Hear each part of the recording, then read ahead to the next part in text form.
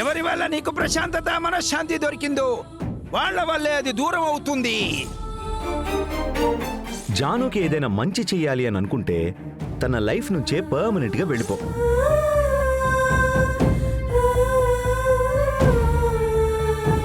అదే జానుకి మంచిది, ఇంకా నాకు మంచిది.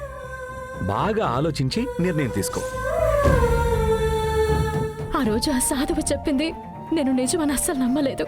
నా లైఫ్ లో అప్పటి నుంచి నిజంగానే సంతోషం లేకుండా పోయింది. ఒకవేళ అలాగే ఇప్పుడు జరిగితే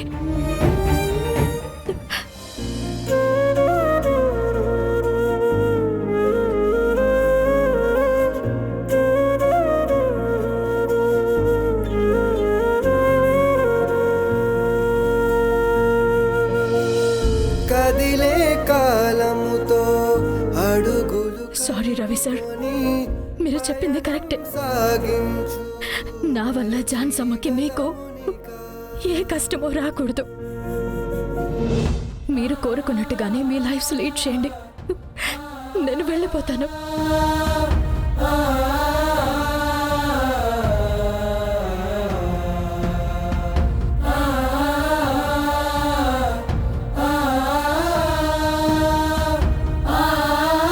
మీరు నన్ను ఆట పట్టించడానికి వెళ్ళిపోమన్నారా లేదా నిజంగానే వెళ్ళిపోమన్నారా నాకు అర్థం కావడం లేదు.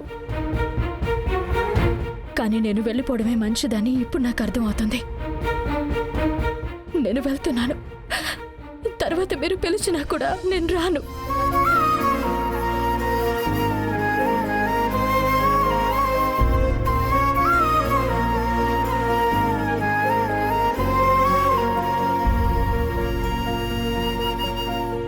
కదిలే కాలముతో అడుగులు కలుపుకొని పయనం సాగించు మరిచి గతమునిక.